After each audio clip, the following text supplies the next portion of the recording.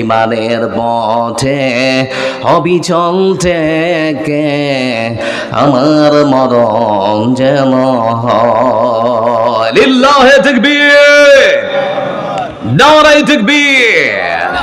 যে ইসলাম বন্ধু আমার একখানা বিড়াল মারলে পরে জাহান্নামে যাওয়ার কথা বলতে পারে, সে ইসলাম কখনো মানুষ মারার শিক্ষা দিতে পারে না। তারপরেও দোষারোপ মুসলমানদেরকে করা হয়, ইসলাম ধর্মের নামে কটূক্তি করা হয়, হয় না? হয় না?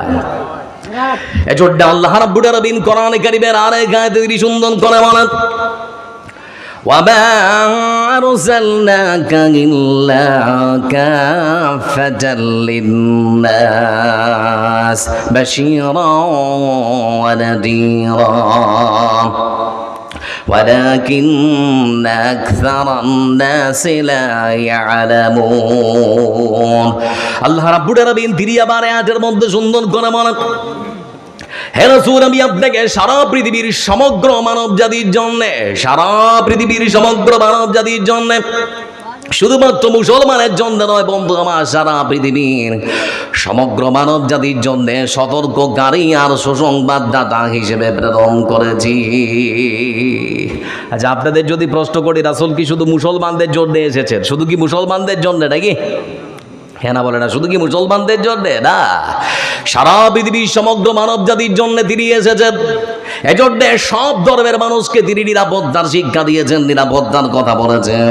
রাসূলুল্লাহ সাল্লাল্লাহু আলাইহি ওয়াসাল্লাম তিনি বলেছেন, বীরনগর গ্রামের মানুষেরা তোমরা শুনে নাও, তোমাদের গ্রামে যদি 100টা ঘর থাকে, তার মধ্যে 95টা ঘর যদি মুসলমান তোমাদের হয়, 5খানা ঘর যদি হিন্দুদের হয়, সংখ্যালঘু যদি তারা হয়, খবরদার ক্ষমতার জোরে, লাঠির জোরে, ক্ষমতার জোরে পৃথিবীর বুকে তাদের উপর তোমরা অত্যাচার উৎপীড়ন করবে না, ধমকাবে না, চমকাবে না, মারবে না। শুনে নাও, এই পৃথিবীর বুকে তোমরা সংখ্যায় বেশি অমুসলিমদের উপরে যদি অত্যাচার উৎপীড়ন করো, শুনে নাও, আমি আল্লাহ রাব্বুল আলামিনের আদালতে সেই দিন যখন উপস্থিত হব, আমি সেই দিন অমুসলিমদের পক্ষে আল্লাহর আদালতে কথা বলবো, আর মুসলমান তোমাদের বিপক্ষে আল্লাহর আদালতে অভিযোগ পেশ করব।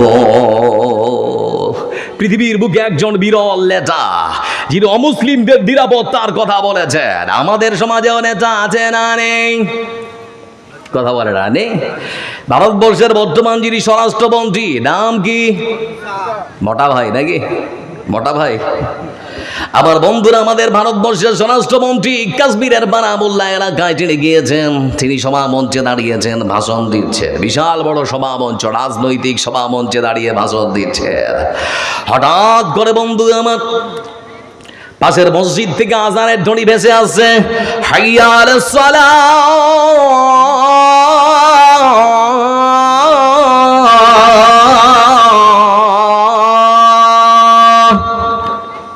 সমুদ্র কণ্ঠে যখন আযানের ধ্বনি তার কানের মধ্যে এসে ধাক্কা লেগেছে, ততক্ষণ দেশের স্বরাষ্ট্রমন্ত্রী নিজের বক্তব্যকে থামিয়ে দিয়েছে। যতক্ষণ পর্যন্ত না আযান শেষ হলো, তিনি নিজের বক্তব্যকে থামিয়ে রাখলেন।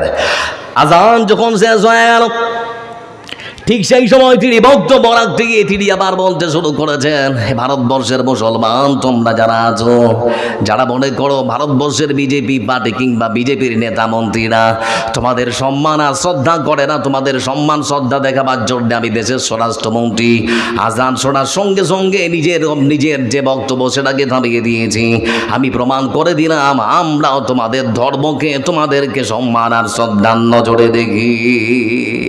একটা ভারতবর্ষের স্বরাষ্ট্রমন্ত্রীর তো এটাই নীতি হওয়া দরকার। আপনারা কি বলেন? সব ধর্মকে সম্মান করতে হবে, তাই তো নাকি?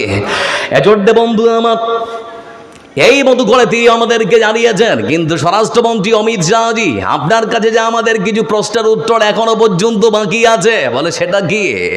বলে বিজেপি শাসিত অনেক রাজ্যের বিধানসভার মধ্যে আমরা লক্ষ্য করে দেখলাম আযানের সুমধুর কণ্ঠকে গলা টিপে হত্যা করার নামে আইন পাস করার ষড়যন্ত্র করা হচ্ছে। কেন? এর কাজে এটা আমরা কার কাছে সদুত্তর পাবো? আপনাদের কোনো নেতা আছে আমাদেরকে বলতে পারে? শুধু কি এখানেই শেষ বন্ধু আমার? না, আমাদের দেশের প্রধান সেবক যখন টেলিভিশনের মধ্যে আসলেন, লকডাউন যখন ঘোষণা করলেন, ট্রেন ট্রাম উড়ান থেকে শুরু করে সব কিছুই যখন স্তব্ধ, আপনাদের বীরনগর, আপনাদের এই এলাকা থেকে অনেক পরিযায়ী শ্রমিক যারা কাজ করতে গিয়েছিল দিল্লির মতো মাটিতে, যারা গিয়েছিল বোম্বাইয়ে, যারা গিয়েছিল আর সব জায়গায়, ওই সমস্ত পরিযায়ী শ্রমিকেরা যখন সরকারকে ডেকে বলল, সরকার আমাদের বাড়িতে যাবার আছে, দরকার ট্রেনের ব্যবস্থা করে দিন। বলে হবে না, ট্রেন বন্ধ। বলে বাস দিন। বলে পারবো না। উড়ান দিন। বলে সেটাও বন্ধ।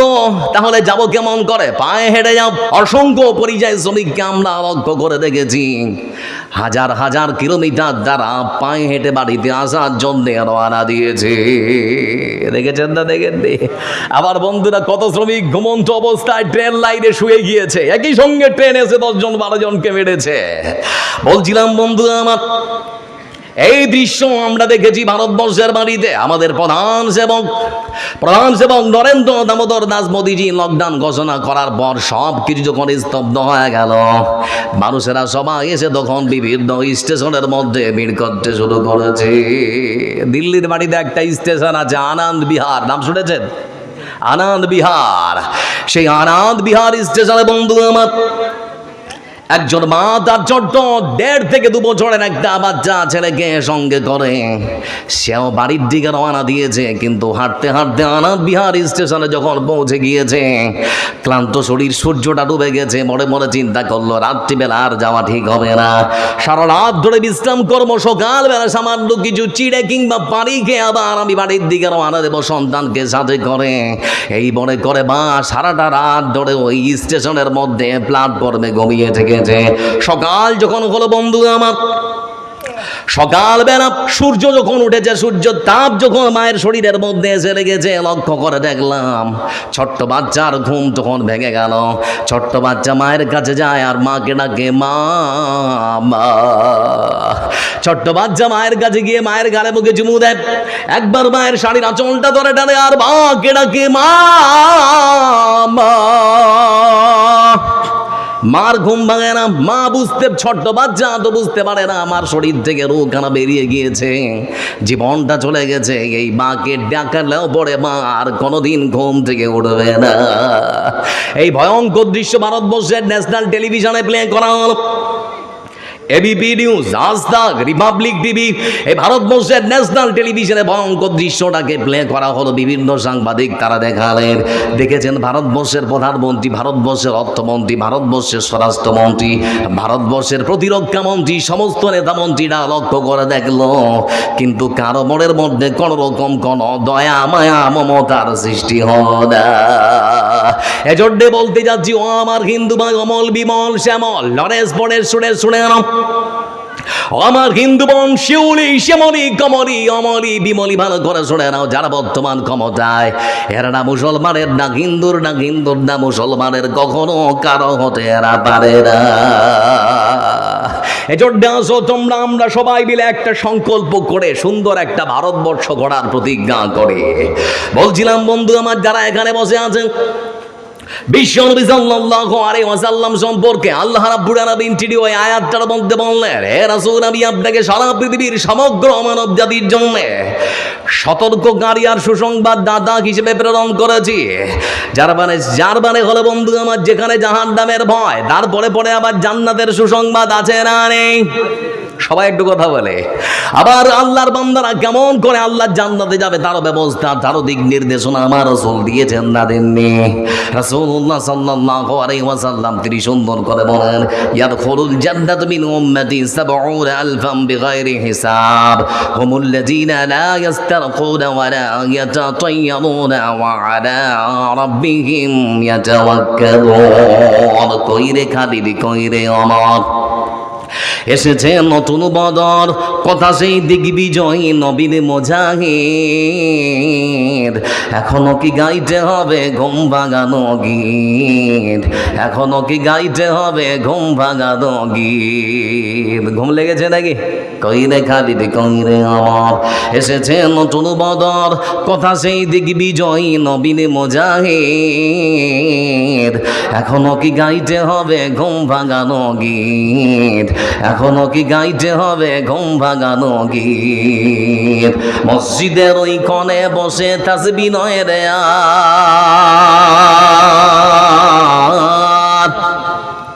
তোর হাতে এখন মানাই শুধু ঝকঝকে তলোয়ার। ওই জালিমের গর্দান নিতে আয় রে মুজাহিদ। এখনো কি গাইতে হবে ঘুম ভাঙানো গীত? এখনো কি গাইতে হবে ঘুম ভাঙানো গীত? লিল্লাহে তাকবীর। আপনাদের ঘুম লেগেছে নাকি? বিরক্ত হচ্ছেন? বিরক্ত হচ্ছেন নাকি? লক্ষ্য করে দেখুন বন্ধু আমার, বিশ্ব নবী সাল্লাল্লাহু আলাইহি ওয়াসাল্লাম তিনি দিক নির্দেশনা দিয়েছেন। আমার রাসূল সাল্লাল্লাহু আলাইহি ওয়াসাল্লাম তিনি বলেছেন সহজে আমার উম্মত কেমন করে আল্লাহর জান্নাতে যাবে।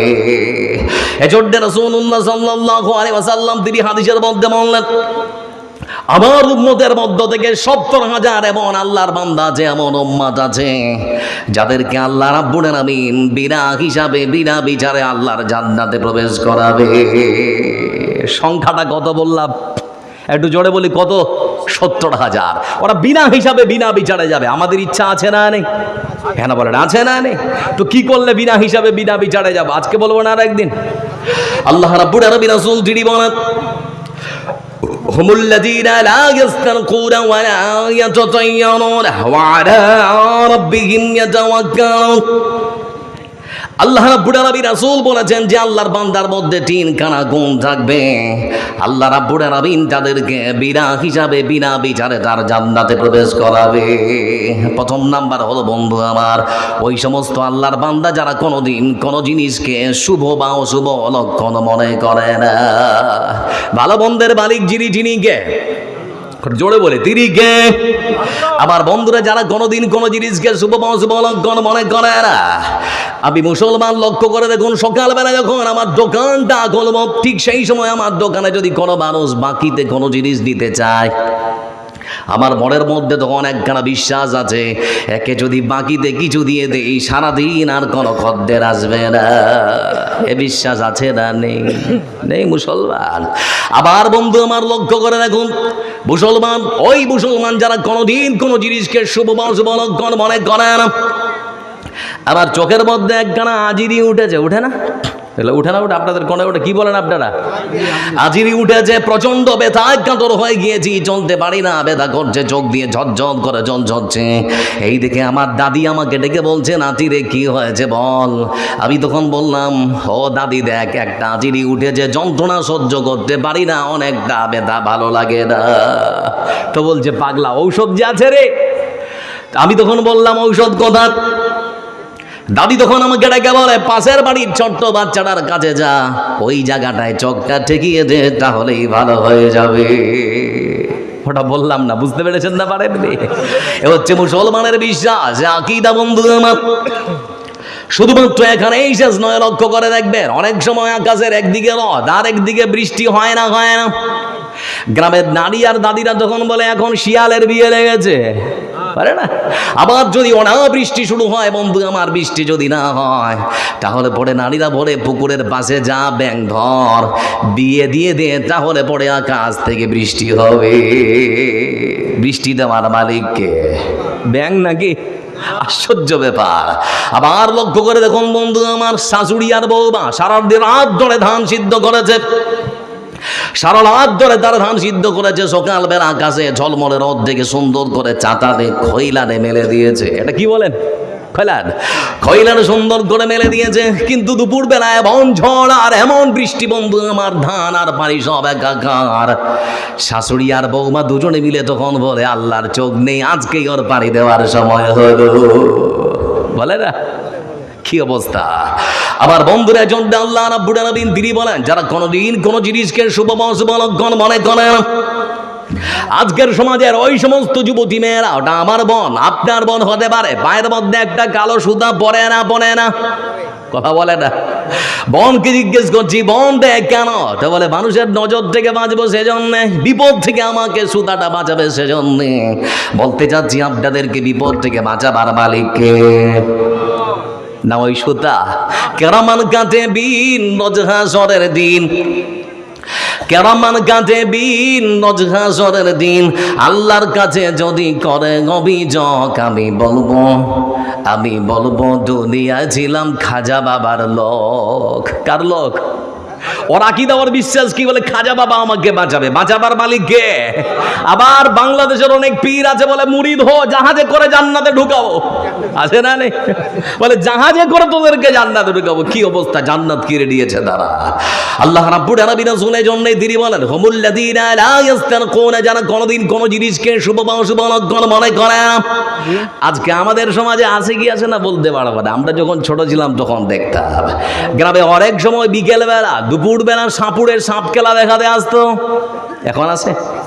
আমার বন্ধুরা সাপ খেলা দেখানো যখন শেষ হয়ে যায়, শেষ হওয়ার পর তারা যখন তাদের ব্যবসা শুরু করে দেয়, বুঝতে পারছেন না, ঝোলা থেকে তখন কি বের করে? তাবিজ। বলে কার কার ছেলে বিছানায় পেশাব করে, মারে খালারে নিয়ে নে সুন্দর করে কোমরে বেঁধে দে, ছেলে আর পেশাব করবে না। তো মায়েদের মন এমনিতে একটু হালকা হয় না?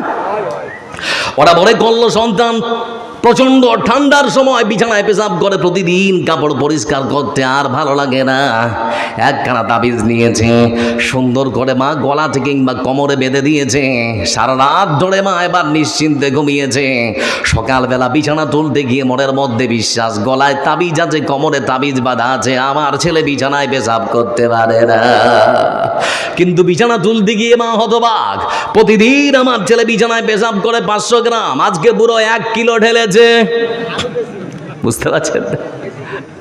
আমার বন্ধুদের জন্য আল্লাহ রাব্বুল আলামিন রাসূল তিনি বলেন খুবুল্লাযীনা লা ইস্তারকুনা ওয়া লা ইয়াতাতায়্যারুনা ওয়া আলা রাব্বিহিম ইয়াতাওয়াক্কালুন। ওই সমস্ত মানুষেরা বিরাগ হিসাবে বিরাবি জানে আল্লাহ জান্নাতে যাবে যারা কোনোদিন কোন জিনিসকে শুভ বা অশুভ লক্ষণ মনে করে না, যারা নিজের ভাগ্য পরীক্ষা করার জন্য পাখি ওড়ায় না, আর যারা সদা সর্বদা আল্লাহর উপরে ভরসা করে না, বিনা হিসাবে বিনা বিচারে আল্লাহর জান্নাতে যাবে। তাহলে পরে আমরা কোনো জিনিসকে শুভ বা অশুভ কখনো মনে করব না।